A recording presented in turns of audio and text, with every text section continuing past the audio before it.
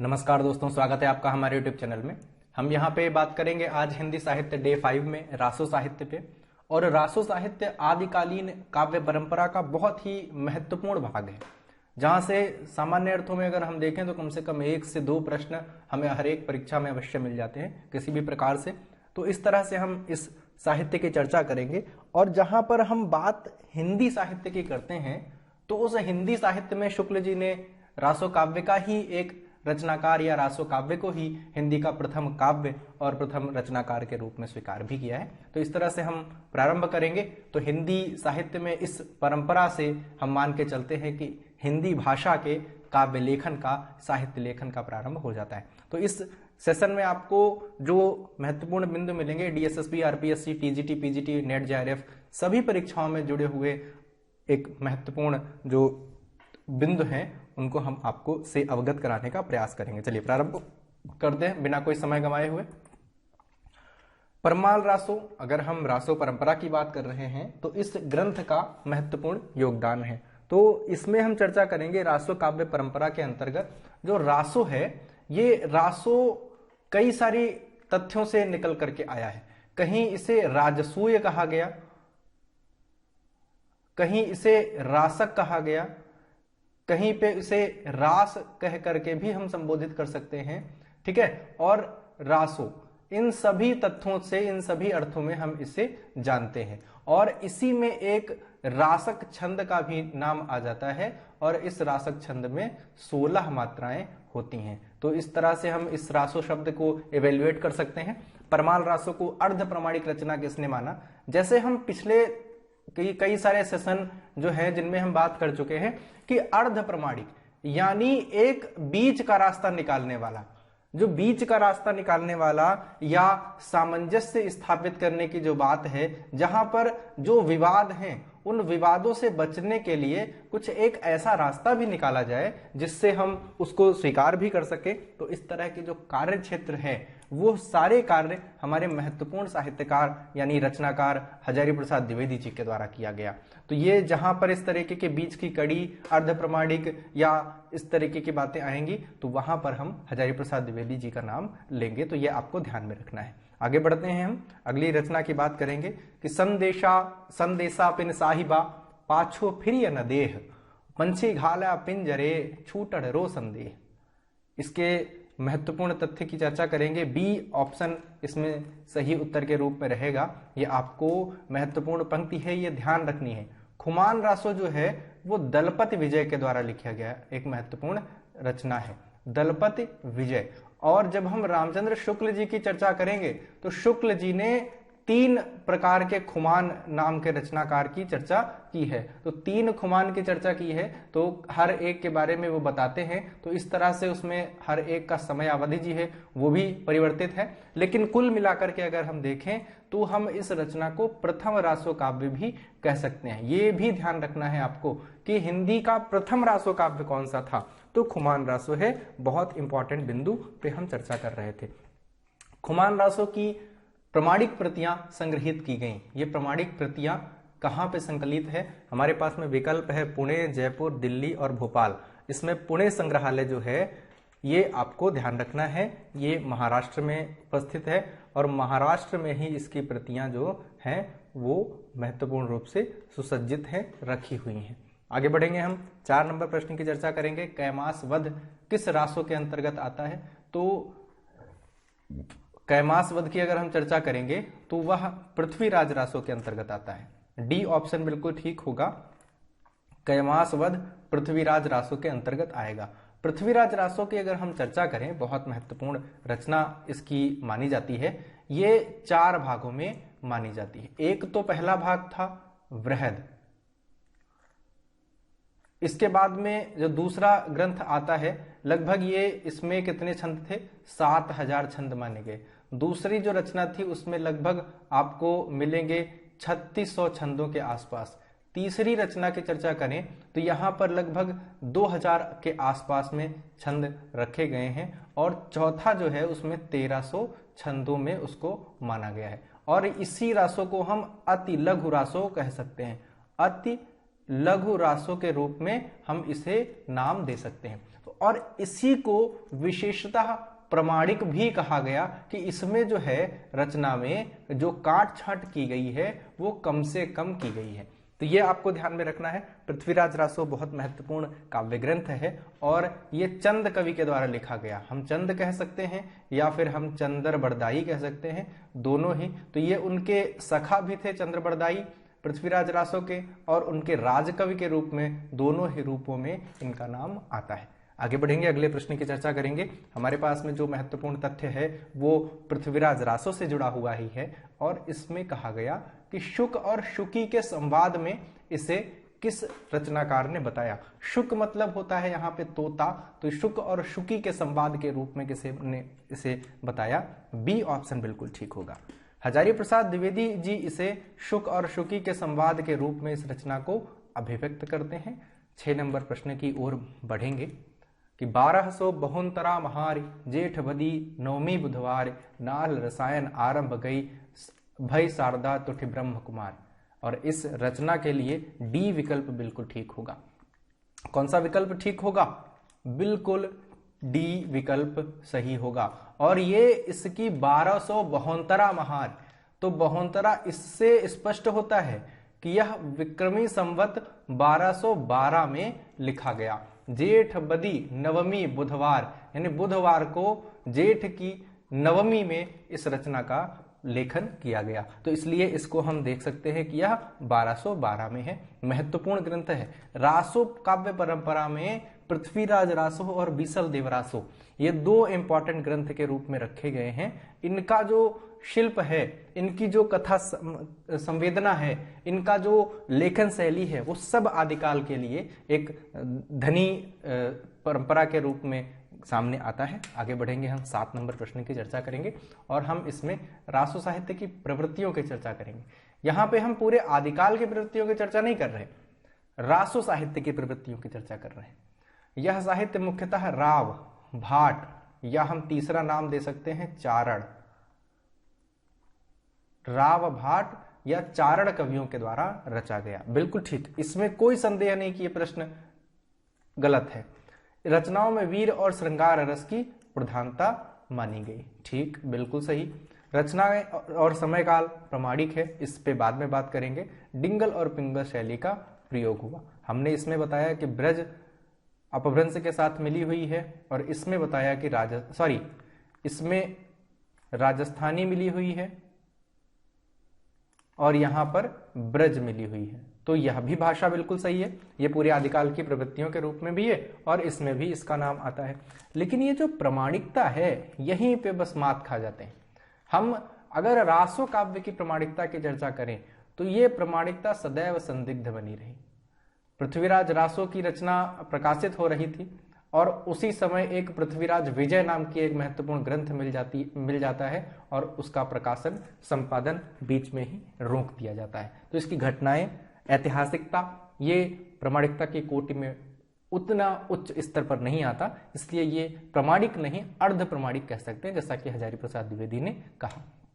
आगे बढ़ेंगे हम। सी ऑप्शन बिल्कुल ठीक होगा। निम्न में से आपको बताना है कि सुमेलित नहीं है। नहीं शब्द को सदैव ध्यान रखना है। अगर आप नहीं शब्द को नहीं ध्यान देते हैं तो आपका प्रश्न अवश्य गलत हो जाएगा, इसमें कोई दो राय नहीं। नाल्ह रसायन, अभी हम पीछे एक दोहा पढ़ रहे थे, नाल्ह रसायन, तो नाल्ह का रसायन है, यानी नाल्ह कवि के द्वारा ये रचा गया। परमाल रासो जगनिक के द्वारा लिखा गया और इलियट के द्वारा इसका संपादन किया गया। हमीर रासो शारंगधर है के द्वारा लिखा गया और इसी ग्रंथ में हमने आपको जज्जल, बब्बर जैसे महत्वपूर्ण साहित्यकारों की रचनाओं को भी इसी के अंतर्गत संकलित माना जाता है। खुमान रासो नल्ल सिंह, ये गलत है। खुमान रासो जो रचना है वो हमने आपको अभी बताई दलपति विजय की है, दलपति विजय की, और नल्ल सिंह जो की रचना है वह है विजयपाल रासो, विजयपाल रासो। ये आपको सही उत्तर के रूप में ध्यान रखना है। आगे बढ़ेंगे हम। डी ऑप्शन बिल्कुल ठीक है और दलपति विजय की रचना है। निम्न में से कौन सा मत सुमेलित नहीं है? हम देखेंगे सुमेलित नहीं है, सुमेलित नहीं है और नहीं शब्द को विशेष ध्यान देंगे। रसिक, जैसा कि मैंने आपको 4 शब्द बताए थे, राजयश रसायन, ठीक है। रसिक नंद दुलारे वाजपेयी। राजसूय गार्सद दासी, बहुत इंपॉर्टेंट है, कई बार प्रश्न पूछा गया है। राजयश हरप्रसाद शास्त्री और रसायन रामचंद्र शुक्ल। इसमें से ए ऑप्शन जो है ये बिल्कुल सुमेलित नहीं है। इसके अलावा जो तीनों हैं वो तीनों ही रचना महत्वपूर्ण रूप में आते हैं। आगे बढ़ेंगे हम, अगले प्रश्न की चर्चा करेंगे। पृथ्वीराज रासो में सर्वाधिक विवादित पक्ष कौन सा विवादित पक्ष है? भाषिक संरचना, ऐतिहासिकता, चरित्रांकन, प्रबंधात्मकता। बिल्कुल सही उत्तर जो होगा वो ऐतिहासिकता होगा। और ऐतिहासिकता क्यों होगा? क्योंकि जो घटनाएं हैं, तिथिक्रम जो है वो सर्वथा अपेक्षित नहीं है। अगर हम ऐतिहासिक रूप में इसको देखते हैं तो ये अर्ध प्रमाणिक मानी जा सकती है, लेकिन चरित्रांकन जो किया गया, जैसे पृथ्वीराज है, जयचंद है और संयोगिता है, इन सभी के जो तथ्य हैं वो बिल्कुल ठीक हैं, लेकिन उनके जन्म क्रम, उनके बीच में संबंध, युद्धों की तिथियां, उसमें प्रमाणिकता नहीं है। प्रबंधात्मकता की कोटि में उच्च कोटि का महत्वपूर्ण ग्रंथ है। और इसी को चंद बरदाई को हिंदी साहित्य का प्रथम महाकवि और प्रथम महाकाव्य के रूप में पृथ्वीराज रासो को शुक्ल जी बड़े सहर्ष से इसको स्पष्ट करते हैं। भाषिक संरचना मैंने आपको बता ही दिया। आदिकाल की भाषाई योजना में अगर हम देखें तो पृथ्वीराज रासो और बीसल देव रासो, ये दोनों ही ग्रंथ महत्वपूर्ण हैं और इस परंपरा की महत्वपूर्ण स्थितियों में प्राप्त होते हैं। आगे बढ़ेंगे हम, अगले प्रश्न की चर्चा करेंगे। निम्न में से किस ग्रंथ में श्रृंगार की प्रधानता है? और ठीक उत्तर होगा डी ऑप्शन। चलिए डी ऑप्शन से जुड़े हुए तथ्यों पर चर्चा कर लेते हैं। इसमें शाकंभरी नरेश बीसल देवी की चर्चा की गई है। भोज परमार की पुत्री राजमती के साथ प्रेम विरह और पुनर्मिलन की चर्चा की गई है, जिसमें जो राजा है वो उड़ीसा प्रदेश चला जाता है, ये एक तथ्य ध्यान में रखने वाला है, और उसके बाद में उनका पुनर्मिलन होता है। तो ये पुनर्मिलन तक के वर्णन किया गया है। और हिंदी साहित्य में प्रथम 12 मासा का वर्णन भी इसी ग्रंथ में मिलता है। इसलिए हम आगे देखेंगे, अगले प्रश्न की चर्चा करेंगे कि पुस्तक जल्हन हथ दे चल गज्जन नृपकाज, गजनी प्रदेश जहां पृथ्वीराज चौहान को बंदी बना लिया गया था, जब बंदी कर ले जाया गया था तो उसी समय जो चंद कवि हैं यानी चंद्रबरदाई कवि अपने पुत्र जल्हन को ग्रंथ सौंप कर, जो पृथ्वीराज रासो ग्रंथ है, वो गज्जन नृपकाज यानी राजा के कार्य से वहां से चले जाते हैं। बिल्कुल ठीक उत्तर बी ऑप्शन होगा, चंद्रबरदाई का पुत्र है जल्हन। आगे बढ़ेंगे, अगले प्रश्न की चर्चा करेंगे। बीसल देव रासो को वीर गीत में सबसे पुरानी पुस्तक किसने माना? अभी हम 12 मासा और श्रृंगार परंपरा की चर्चा कर रहे थे, अब यहां पर वीर गीत की सबसे पुरानी पुस्तक जो है वो शुक्ल जी के द्वारा मानी जाती है। जैसा कि शुक्ल जी कहते हैं कि इस पूरे काव्य परंपरा के अंतर्गत श्रृंगार और वीर दोनों ही परंपराओं को उच्च स्थान प्रदान किया है, और वीर के आधार पर ही इस परंपरा को वीर गाथा काल के रूप में भी वह संकेतित करते हैं। श्रृंगार परंपरा इससे जुड़ी हुई है, इसलिए वीर गीत की पुरानी पुस्तक कहने के तो कोई अतिशयोक्ति नहीं होगी। रासो को अर्ध प्रमाणिक रचना कौन मानता है? हमारे पास में जो बिल्कुल ठीक उत्तर है वो सी ऑप्शन होगा, यानी हजारी प्रसाद द्विवेदी। आगे बढ़ेंगे हम। रासक छंद में मैंने आपको बताया कि कितनी मात्रा होती है, मैंने त्रुटिवश वहां पर 16 बताया था। बिल्कुल ठीक उत्तर होगा सी ऑप्शन। इसके अंतर्गत 29 मात्राएं होती हैं, मैं माफी चाहता हूं, 29 मात्राएं होती हैं। आगे बढ़ेंगे हम। गूंज मात्र है यह मूल शब्द नहीं, यह गूंज मात्र है मूल शब्द नहीं। बिल्कुल ठीक उत्तर होगा। किस रासो काव्य के लिए कहा गया? परमाल, पृथ्वीराज, हम्मीर और बीसल देव रासो। ठीक उत्तर होगा ए ऑप्शन, परमाल रासो। आल्हा और उदल दो रचनाकार थे, आल्हा और उदल, इन्हीं की वीर गाथा का वर्णन इस ग्रंथ में मिलता है। और इस ग्रंथ को अगर हम देखें तो यह अपने प्रारंभिक रूप में नहीं है, पूर्णता इसको नहीं प्राप्त है, इसीलिए कहा गया यह मात्र गूंज है। गूंज मतलब उस समय की स्थितियों को इस पे अंतर्गत रखा गया, परंतु पूर्ण ग्रंथ नहीं प्राप्त है। इसका आल्हा खंड ही मात्र छपा और वह ही इस पूरे काव्य परंपरा का ग्रंथ का महत्वपूर्ण बिंदु है। इस आलाखंड को प्रकाशित किसने कराया? मैंने बातों बातों में इस प्रश्न का उत्तर दे दिया है। चार्ल्स इलियट बिल्कुल ठीक उत्तर होगा, बी ऑप्शन। और ये जो हैं, ये चार्ल्स इलियट कन्नौज के, अनुमानतः यही है,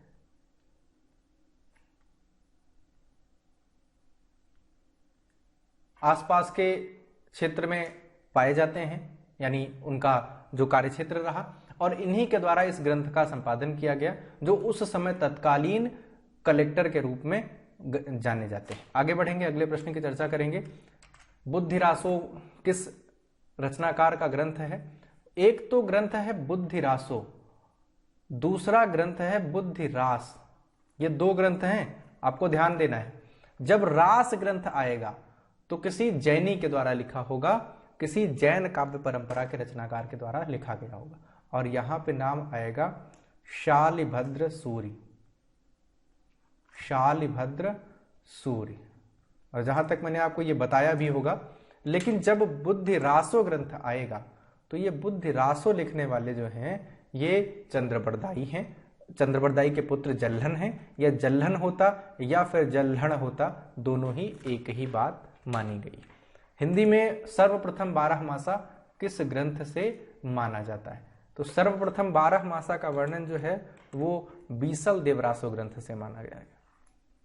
श्रृंगारी भावना में बीसल देवरासो में 12 मासा वर्णित है, 12 मासा। और अगर हम नखशिक वर्णन की बात करें, नखशिक, तो ये हमें राउल वेल में सबसे पहले मिलता है, राउल वेल, जो रोड़ा कवि की रचना है। आगे बढ़ेंगे हम। मोहनलाल विष्णुलाल पांड्या ने पृथ्वीराज रासो की प्रामाणिकता सिद्ध करने के लिए किस संवत की स्थापना की? तो घटनाओं को तोड़ मरोड़ करके प्रस्तुत किया गया, और इसके लिए इनके द्वारा एक आनंद संवत जो है, इस आनंद संवत की स्थापना की गई, ताकि इन घटनाओं को ऐतिहासिकता के पुट में बांधा जा सके।